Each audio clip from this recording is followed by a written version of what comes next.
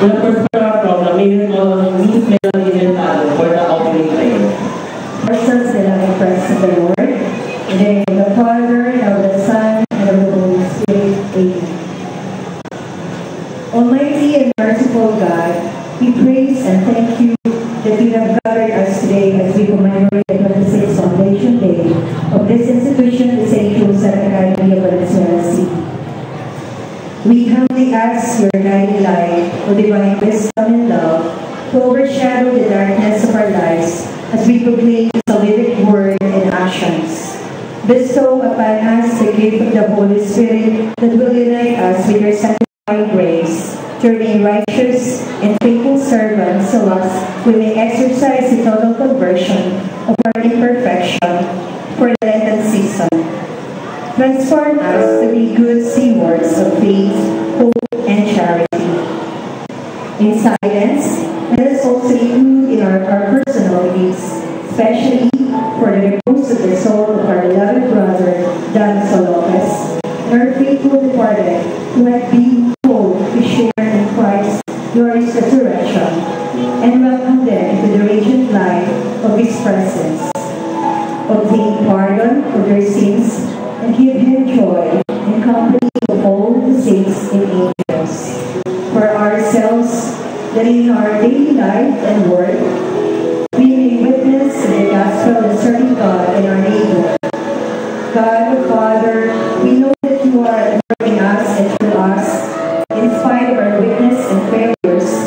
Help us to work with you to share the precious gift of life you entrusted us.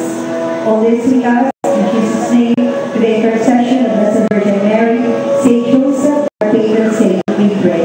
In the name of the Father, and of the Son, and of the Holy Spirit. Amen.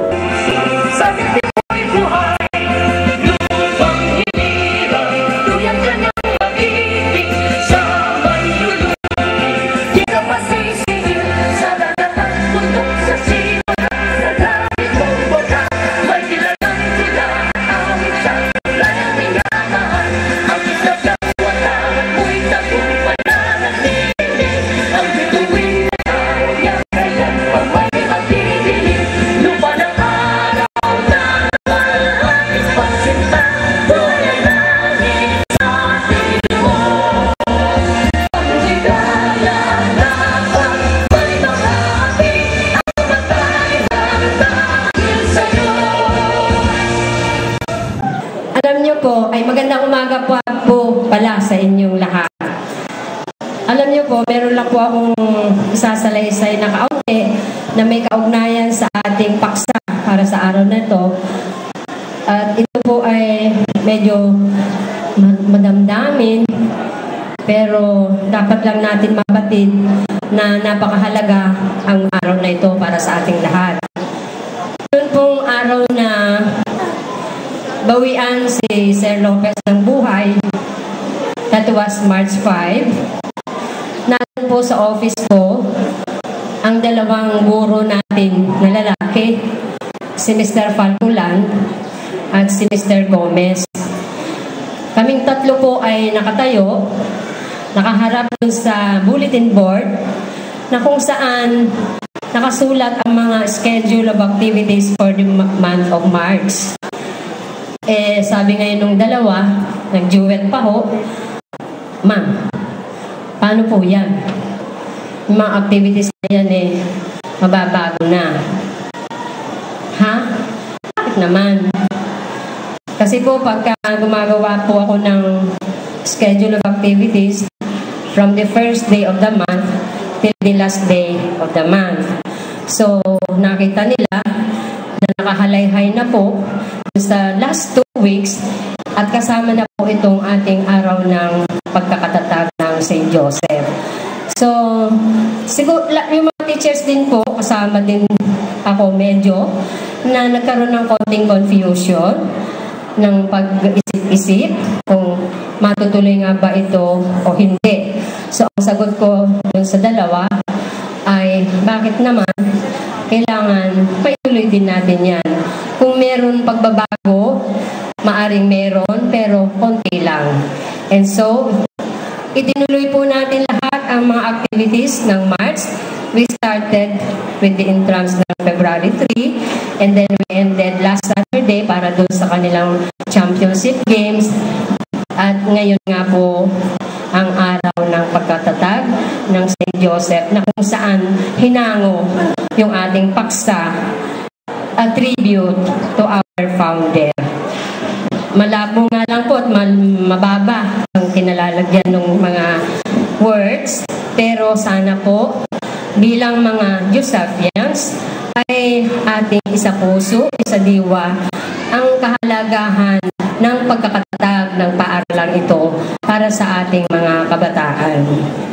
Meron pa po akong isang instance na pwedeng sabihin, at dahil nga po hindi tayo nagkaroon ng tribute para sa ating minamahal na Sir Lopez, ay gusto ko pong sabihin ngayon sa kanya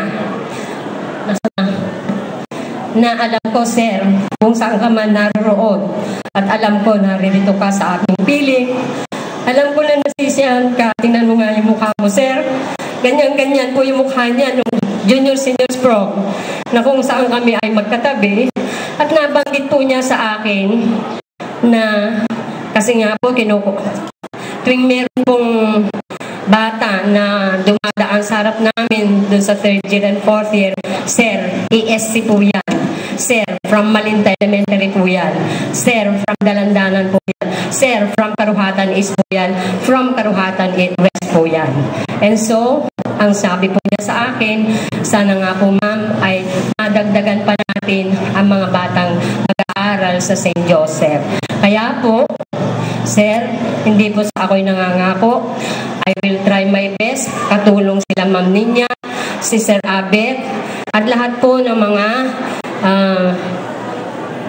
staff, admin po at saka sa faculty na sisikapin po namin na matupad